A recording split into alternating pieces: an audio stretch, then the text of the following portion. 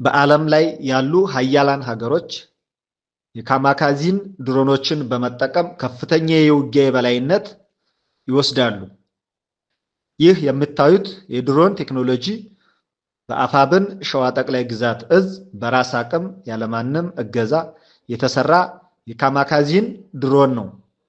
እነዚህን ድሮኖች በመጠቀም ድርጅታችን ላለፉት 3 ዓመታት በጠላት ላይ ተከታታይ የሆነ ጥቃት መፈጸም ከፍተኛ ጉዳት እያደረሰ ቆይቷል። በተለያዩ ምክንያቶች በሚስጥር ተይዞ የቆየ ሲሆን አሁን ለህዝብ ይፋ አድርገናል። አፋብን ሸዋ ጠቅላይ ግዛት እዝ በኢትዮጵያ ይህን ቴክኖሎጂ ለውጊያ መጠቀም የቻለ ቀዳሚ ድርጅት ሲሆን የመጀመሪያ የአየር ኃይል ክፍል ያቋቋምነው በህዳር ወር 2016 ዓመተ ምህረት ሲሆን የመጀመሪያ ጥቃቱን በቀን 23 የካቲት 2016 ዓመተ ምህረት በተሳካ ሁኔታ መፈጸም ችሏል። ጥቃት መሰንዘር ከጀመርንበት ጊዜ አንስቶ ለተከታታይ የማሻሻያ ስራ በመስራት የማጥቃት አቅሙን ማሳደግ ችሏል። ድርጅታችን በዚህ ሳይወሰን ለህዝብ ይፋ ያላደረግነው ወታደራዊ የበላይነት ሲያጎናጽፈን የሚያስችል በርካታ የቴክኖሎጂ ውጤቶችን ባለቤት መሆናችንን እንደ አማራ መላው ደጋፊያችን ኩራት ሊሰማው ይገባል። ሰላም ጤና ይስጥልን ተመልካቾቻችን፣ ከአንከር ሚዲያ ዝግጅት ክፍል የአክብሮ ሰላምታችንን እናቀርባለን። የአማራ ፋኖ ብሔራዊ ንቅናቄ የሸዋ ጠቅላይ ግዛት እዝ በድሮን ቴክኖሎጂ የተለያዩ ውጊያዎችን ሲያደርግ እንደነበረ የሚያሳዩ ቪዲዮዎች ለአንከር ሚዲያ ደርሰውታል። የሸዋ ጠቅላይ ግዛት እዝ ባለፉት 3 ዓመታት ይህንኑ ቴክኖሎጂ በማስፋት የፋኖን አቅም ለማሳደግ በርካታ ስራዎችን እንደሰራ ነው ከደረሱን ቪዲዮዎች ማረጋገጥ የተቻለው። ለመሆኑ ፋኖ ድሮን ታጥቋል፣ በዚህ ደረጃ ምን ስራዎችን ከውኗል በሚለው ዙሪያ በአማራ ፋኖ ብሔራዊ ንቅናቄ የሸዋ ጠቅላይ ግዛት እዝ የህዝብ ግንኙነት ክፍል ኃላፊ ሻለቃ አበበ ሙላትን መስመር ላይ አግኝቻለሁ። ሻለቃ አበበ ሙላት በጣም አመሰግናለሁ። የደረሱን ቪዲዮዎች ከናንተ በቀጥታ በድሮን የታገዘ ጥቃቶችን መፈጸማችሁን የሚያሳይ ነው። ይሄ በትክክል በእናንተ የተፈጸመ መሆኑን ማረጋገጥ ትችላላችሁ? አመሰግናለሁ ጋዜጠኛ መሳይ። እንግዲህ ለዓለም አቀፍ ማህበረሰቡ ያሉትን ስራዎች እንዳሳውቅ በሚዲያ ስለጋበዝከኝ በዚህ ጭፍጨፋ በታወጀበት የታላቁ የአማራ ህዝብና በዚህ ትግል ጀግኖች ሰማዕታት ስም ላቅ ያለ ምስጋናን እያቀረብኩኝ ወደ አነሳልኝ ነጥብ አልፋለሁ። አዎ ያነሳው ልክ ነው። እንደ አማራ ፋኖ ሸዋ ጠቅላይ ግዛት በርካታ ስራዎች ሲሰሩ ቆይቷል። ከዚህ በፊት በድርጅት ደረጃ ውህደት ከመፈጸማችን በፊት እንደ አፋሃድ በነበረው እንደ አንድ እዝ በነበረን ድርሻ ሸዋ ጠቅላይ ግዛት እዝ ተቆጣጥሮ በሚያስተዳድራቸው ቦታዎች ላይ በርካታ ተጋድሎችን ስናደርግ መቆየታችን ይታወሳል። ከነዚህ ተጋድሎቻችን አንደኛውና ግንባር ቀደሙ የአየር ኃይሉ ነው። እንግዲህ የአማራ ፋኖ ብሔራዊ ንቅናቄ ሸዋ ጠቅላይ ግዛት እዝ የአየር ኃይል ክፍል ላለፉት 3 ዓመታት በተሰማራባቸው ቀጠናዎች በሙሉ መካናይዝድ ጦር፣ አየር ወለድ ኮማንዶ፣ እግረኛ ሰራዊት፣ የአገዛዙ ካምፕና ሎጂስቲክ ማከማቻ ላይ በተጠና መልኩ ጥቃቶችን ፈጽመናል። እንግዲህ የሸዋ ጠቅላይ ግዛት እዝ ከትግሉ መታወጅ ማግስት ጀምሮ የጠላት ኃይል ለመምታት የተጠቀመበትና በአማራ ፋኖ ትግል ውስጥ የመጀመሪያው የሆነውን የድሮን ቴክኖሎጂ በመታጠቅ በርካታ ድሎችን ሲያስመዘግብ የቆየ ቢሆንም የወገንን ጦርን ተገማችነት ለማራቅ በሚል በሚስጥር ተይዞ ቆይቷል። እያንዳንዱ ነገር ሚስጥራዊ ነው። ወታደራዊ የሆኑ እንትኖች እነሱ ይፋ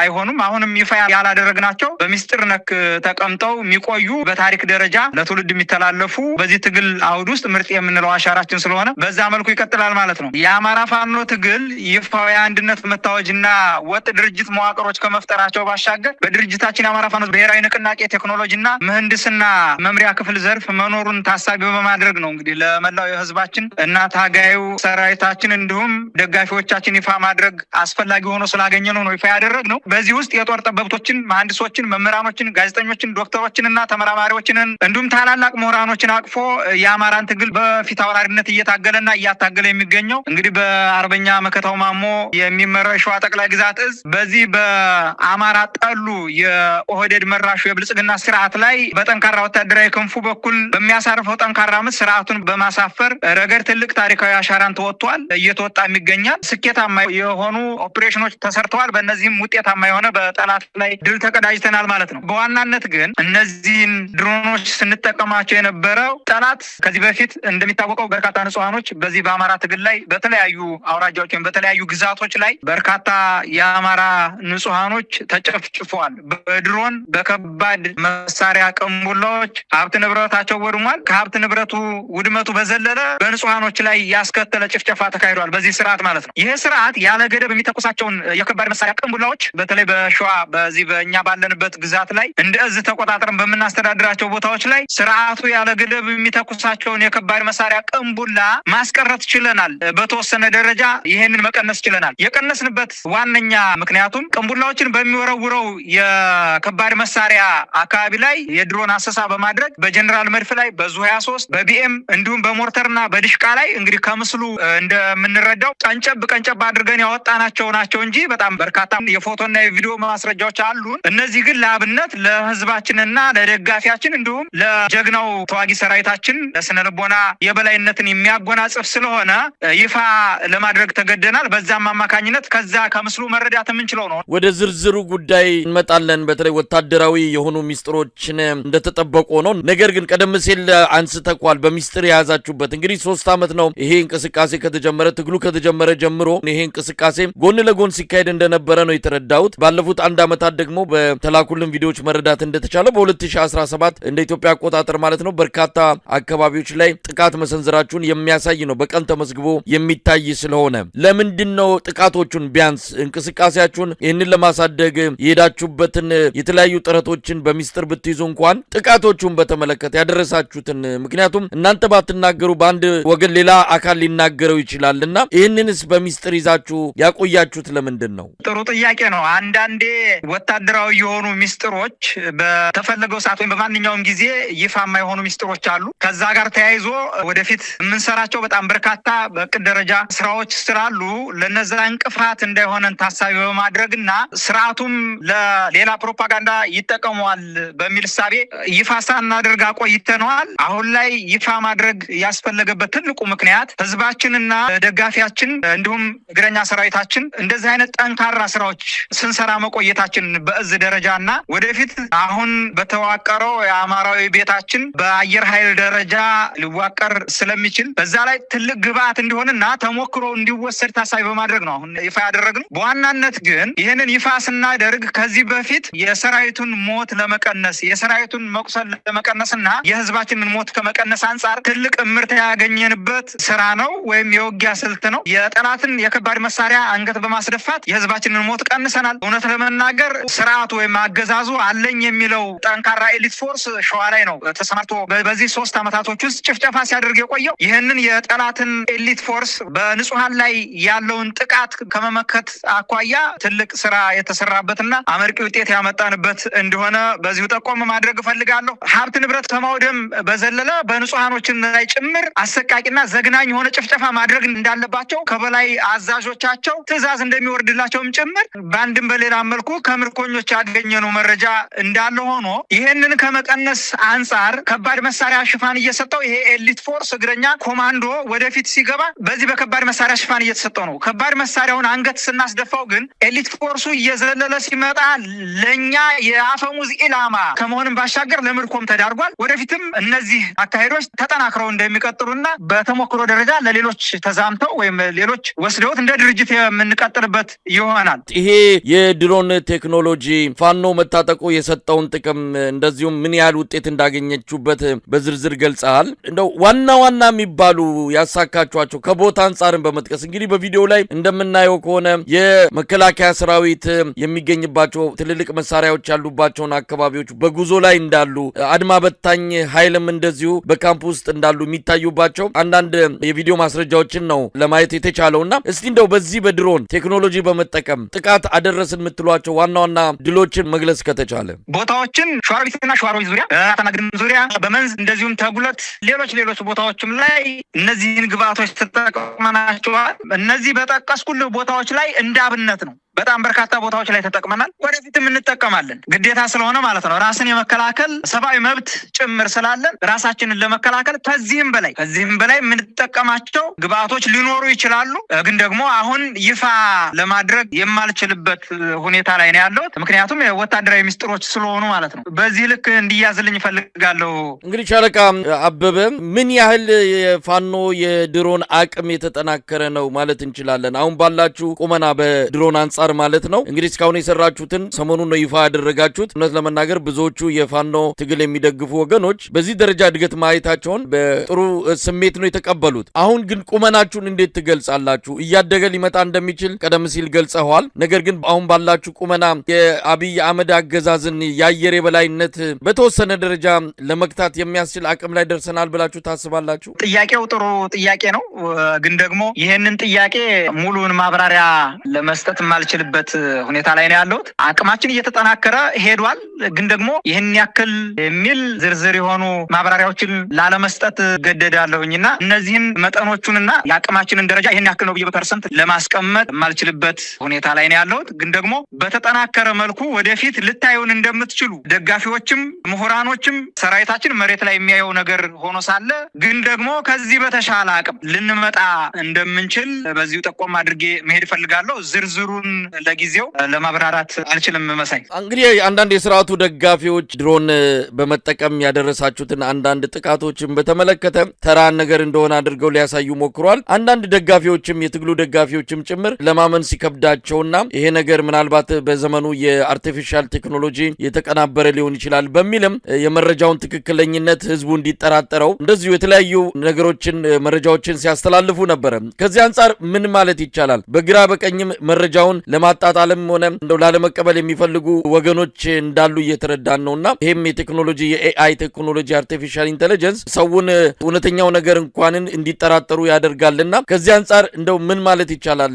ሻለቃ አበበ ይሄ ታምር መስሎ ለታያቸው ከዚህም በላይ ሳይንቲስቶቻችን በተለይ የአየር ኃይል ውስጥ ሳይንቲስቶቻችን ታገዛዙ በእውቀት ልህቀት ደረጃ አለኝ ከሚላቸው ምሁራኖች ያልተናነሰ አቅም ያላቸው ምሁራኖች አሉ እጃችን ላይ። እንደ ድርጅትም እንደ ሀገርም ሊያኮራ የሚችል አቅም ያላቸው ሰዎች አሉ። ይሄንን አድርገን ሞክረን ውጤት ያመጣንበትን ነገር ነው ለህዝቡ፣ ለደጋፊያችን፣ ለሰራዊታችን ይፋ የምናደርገው እና ይሄንን አድርገነዋል። በልበ ሙሉነት የውጭው ማህበረሰብ መቀበል አለበት ብዬ ነው የማስበው። ከዚህ በላይ እንድንሰራ ሊያበረታቱን ይገባል የሚል መልእክት ነው ማስተላለፍ የምፈልገው። ምናልባት የሚያጣጥሉ አካላቶችን አይቻለሁ በአንድም በሌላ መልኩ። እነዚህ የሚያጣጥሉት ኤአይ ነው ምናምን እያሉ በአንድም በሌላ መልኩ የተለያየ ታርጋ ለመለጠፍና የስራችንን ልህቀት ለማጣጣል እንዲሁም ምን ያክል ብቁ እንደሆንን መሬት ላይ የተዳሰሰ የተጨበጠ ስራ እንደሆነ ላለማመንና በተለይ ይህንን ትግል የሚደግፉ ምሁራኖች ደጋፊው አካል እንዲወዛገብ ለማድረግ የተሄደበት መንገድና ይሄ ደግሞ ያገዛዙ ስሪት ነው። ዋሸት ማጣጣል፣ የውሸት ፕሮፓጋንዳ ያገዛዙ ስሪቱ እንደሆነ መሰረቱ እንደሆነ ይታወቃል። ይህንን ደግሞ የዓለም አቀፍ ማህበረሰብ ደጋፊያችን ጠንቅቆ ያውቀዋል። የማያውቁት ነገር አይደለም። ይሄ ወደፊትም ይቀጥላል። የሐሰት ፕሮፓጋንዳ ምናልባት በአገዛዙ በኩል ቅጥረኛ ሎቢስቶቹ በአንድም በሌላ መልኩ ሲያጣጥሉን የማይቻለሁ። ይሄ ከዚህ በፊት አይተውታል። ምን ያክል ሲሽቆጠቆጡ እንደነበረ፣ ምን ያክል እንደሚሸማቀቁና እኛ ተቆጣጠረን ወደምናስተዳድረው ቀጠና መግባት ምን ያክል ሲኦል እንደሆነባቸው የሚያውቁ ካቢኔዎችና አገልጋይ ካቢኔዎች ዙሪያ ያሉ የፕሮፓጋንዳ የቀጠሯቸው ማለት ነው። እነሱ የሚያጣጥሉበት ትልቁ ምክንያት ተገርፈዋል። የተገረፈ ሰው ደግሞ ብዙ ያወራልና ይሄንን ሜዲያው ላይ ወርዶ ማየት ነው። አይተውታል። ከዚህ በፊትም ምን ያክል እግሬ አውጭኝ እያለ እንደሚፈረጥጥ እኛ በተቆጣጠርናቸው ቀጠናዎች ላይ እንደ ልብ በመኪና እንኳን የሚንቀሳቀሱበት ስላልሆነ የዞኑን ብልጽግና ጽሕፈት ቤት ኃላፊ አቶ ኤልያስን ጨምሮና ሌሎችም የስርዓቱ አገልጋይ የዞን አመራሮች ጭምር እኛ ተቆጣጠረን በምናስተዳድራቸው ቦታዎች ላይ ሲንቀሳቀሱ በመኪና እንደልባቸው አይንቀሳቀሱም። ለምን? ይሄ አቅማችን እየጎለበተ መጥቶ ከዚህ በፊት በተደጋጋሚ አደጋ ጥሎ በጦር መኮንኖች ላይ ጭምር በስርዓቱ ወታደራዊ ካምፕ ላይ ጭምር በስርዓቱ ዴፖ ሎጂስቲኮች ላይ ጭምር ጥቃት እንደፈጸምን ጠንቅቀው ያውቃሉ። ሎቢስቶቻቸው፣ ጋዜጠኞቹ፣ እያንዳንዱ ባለስልጣን በደንብ አድርጎ ያውቀዋል። እና ይሄንን የፈጠራ ክህሎታችንን በውጊያ ላይ አውለነው ውጤታማ እንዲሆንን ጠንቅቀው የሚያውቁ ሎቢስቶችም ጭምር ቢያጣጥሉት ኤአይ ነው ቢሉ የሚገርም አይደለም። እና መጥቶ ማየት ይቻላል። በርካታ ግምገማዎች አድርገውበታል ያገዛዙ የጦር መኮንኖች። ከዚህ በፊት በነበረ የክልል ግምገማቸውና የዞን ግምገማቸው ከፌዴራል በመጡ ባለስልጣናትና የከፍተኛ የጦር መኮንኖች የስርዓቱ የጦር መኮንኖች ማለት ነው ፋኖ በጣም በርካታ ጉዞዎችን ተጉዞ ምንም ሳይደክም ያለንበት ቦታ መጥቶ አጥቅቶ ውጤታማ ሆኖ ይመለሳል። ከዛም አልፎ ተርፎ የአየር ላይ ጥቃቶችን የመፈጸም ሂደቶች ላይ ይገኛል። እኛ በቀን ውስጥ 4 ሰዓት እንኳን በእግር ተጉዘን በፋኖ ላይ ጥቃት ፈጽመን ውጤታማ ሆነን አናውቅም። እነዚህን ለአብነት ላንሳ እንጂ በርካታ ግምገማዎችን አድርገዋል። እነዚህን ግምገማዎች ካደረጉ በኋላ ለ4 እና ለ5 ለ6 ወራቶች ቆይተው ነው እኛ ላይ ጥቃት ለመሰንዘር አገዛዙ አለኝ የሚለውን ኤሊት ፎርስ እየያዘ የሌሊት ጥቃቶችና ሌሎች ጥቃቶችን መፈጸም የጀመረው። ግን ደግሞ ረጅም ጉዞዎችን አድርጎ አድካሚ ጉዞዎችን አድርጎ ከመመለስ በዘለለ ያመጣው ለውጥ የለም እና አንዱ ግምገማቸው ይሄ ነው። አንደኛው ግምገማቸው ደግሞ የአየር ኃይል ጥቃቶችን እየተጠቀሙ ነው። ስለዚህ እነሱ ተቆጣጥረው በሚንቀሳቀሱባቸው ቦታዎች ላይ እንደ ልባችን መግባት አንችልም የሚል ግምገማዎችን አድርገዋል። ለዚህም ትልቁ ማሳያ ከዚህ በፊት ኔትወርክ አጥፍተው ከመንቀሳቀስ ጋር ተያይዞ መብራት አጥፍተው ከመንቀሳቀስ ጋር ተያይዞ ንጹሃኖችን ከመጨፍጨፍ ጋር ተያይዞ በተደጋጋሚ በሰራነው ዜና አማካኝነት ይፋ አድርገናል። ይሄ ምን ያመጣበት ነው? ከፍተኛ ጭንቀትና አማራ ፋኖ ብሔራዊ ንቅናቄ ሸዋ ጠቅላይ ግዛት ሸዋ ላይ የሚንቀሳቀሰው ኃይል ሙሉ በሙሉ ከባድ የሆነ ጥቃት ከመፈጸሙ ጋር ተያይዞ ሀገሪቱን ኤሊት ፎርስ ሸዋ ላይ አስቀምጦ እየተዋጋ ያለበት ትልቁ ምክንያት የኃይል ሚዛኑ በእኛ እጅ ስለሆነበት ብቻ ነው። አሁንም ቢሆን በርካታ ቦታዎችን ተቆጣጥረን ስናስተዳድር ጠላት ወደኛ ቀጠና ለመግባት በከባድ ጭንቀት በከባድ ሲቃይ የተለያዩ ቦታዎችን መጠቆም ይቻላል። ክፍለ ጦሮች ተቆጣጥረው ወይም ኮሩ ሁለቱም ኮሮች ተቆጣጥረው በሚያስተዳድሯቸው ቦታዎች ላይ ጠላት እንደ ልቡ ዘሎ የማይገባበት የእግር እሳት የሆነበት በአፋብን ሸዋ ጠቅላይ ግዛት እዝ በኩል ጠንካራ ኃይል አለ። ይህንን ኃይል ማጥፋት ህልም ሆኖበት ቀርቷል። አጥፍተናቸዋል፣ ደምስሰናቸዋል ሲሉ ከዚህ በፊት በአንድም በሌላ መልኩ በየመድረኩ ሲደሰኩሩ እንሰማለን። እንኳንም ሊያጠፉን ግን ደግሞ እስከ አየር ኃይል ድረስ ታጥቀን ብቅ ብለናል። ወደፊት ውጤቱን በጋራ የምናየው ይሆናል። ሻለቃ አበበም የአማራ ፋኖ ብሔራዊ ንቅናቄ ሸዋ ጠቅላይ ግዛት እዝ አየር ኃይል በሚል ነው የገለጻችሁት። እንግዲህ የድሮን ቴክኖሎጂ ነው አሁን ባላችሁ ሁኔታ እየተጠቀማችሁ ወደ ተግባር ወደ ስራ የገባችሁት። እንደው አየር ኃይል ነው ብሎ ለመግለጽ ይቻላል ወይ? አየር ኃይል እንግዲህ በጣም ሰፊ ተቋም ነው። ወደፊት ሊሆን የሚችለውን ፍላጎታችሁን እቅዳችሁን ነው ወይስ አሁን የድሮን ቴክኖሎጂ መጠቀምን ብቻ አየር ኃይል አለን ብሎ መግለጽ ይቻላል? እንግዲህ አንድ ህፃን ተወልዶ ዳዴ እያለ ያድጋል። ብዙ ፕሮሰሶች አሉት። የኛም ትግል ከትንሽ መሰረት ተነስቶ እየጎመራ እዚህ ላይ ደርሷል። ምናልባት ጠቆም የማደርግህ አየር ኃይል ማለት ይቻላል ነገ እኮ ሀገረ መንግስቱን ተረክበን ሀገር ለማስተዳደር ነው እየታገልን ያለ ነው። ስለዚህ አየር ኃይሉ በእጃችን ያለው ማለት ነው። አየር ኃይል ለማለት የማያስችለን ምንም ምክንያት የለም። ለምን ጠላት በአየር ኃይል መጥቷል። እኛም በአየር ኃይል ጠላትን እያጠቃን ያለንበት ሁኔታ ነው ያለ። በቀጣይ ደግሞ ጀቶችን የጦር ሄሊኮፕተሮችን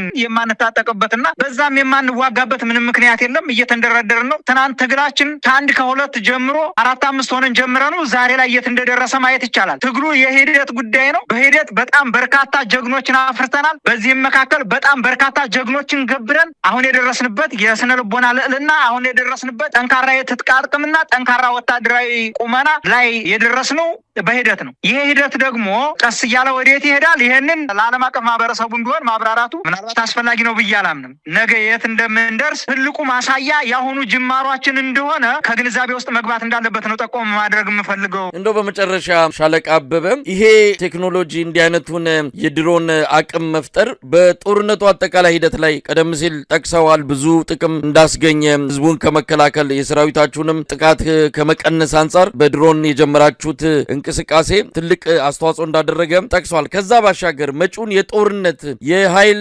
አሰላለፍ በአጠቃላይ የጦርነቱን ቅርጽና መጠን አካሄድ ሊቀይረው ሊለውጠው ይችላል ብለን እንጠብቃለን። እሱማ ምንም ጥርጥር የለውም። ይሄ ምንም ጥርጥር የለውም። ወደፊት በትልቅ አቅም ትልቅ ድል ትልቅ ውጤት ልናመጣ የምንችልበት ትልቅ ድል የምናበስርበት አካሄድ እንደሆነ በሀሳቦቼ መካከልም ጠቅሼዋለሁና ይሄንን መጠበቅ ግድ ይለናል። ወደፊት የምናየው ይሆናል። በጣም ነው የማመሰግነው ሻለቃ አበበ ሙላት። እንግዲህ ለህዝብ መገለጽ ያለባቸው ወታደራዊ ሚስጥሮቻቸው የተጠበቁ እንዳሉ ሆነው ነገር ግን ህዝብ እንዲያውቅ የምትፈልጉት መረጃ ካለ ወደፊትም ዝግጅት ክፍላችን ፍቃደኛ ሆኖ ለህዝብ ለማድረስ እንደሚችል ነው በዚህ አጋጣሚ ለመግለጽ መወደው። ሻለቃ አበበ ሙላት የአማራ ፋኖ ብሔራዊ ንቅናቄ ሸዋ ጠቅላይ ግዛት እዝ ህዝብ ግንኙነት ክፍል ኃላፊ፣ እግዚአብሔር ይስጥልኝ። መልካም ቀን። እሺ፣ አመሰግናለሁ መሳይ። ክብርና ሞገስ ለትግሉ ሰማዕታት። ድል አማራ ፋኖ ብሔራዊ ንቅናቄ፣ ድል አማራ ህዝብ፣ ድል ለኢትዮጵያ ህዝብ። ስር ነቀል ለውጥ በተባበረ ክንዳችን ማለት ነው የምፈልገው። አመሰግናለሁ።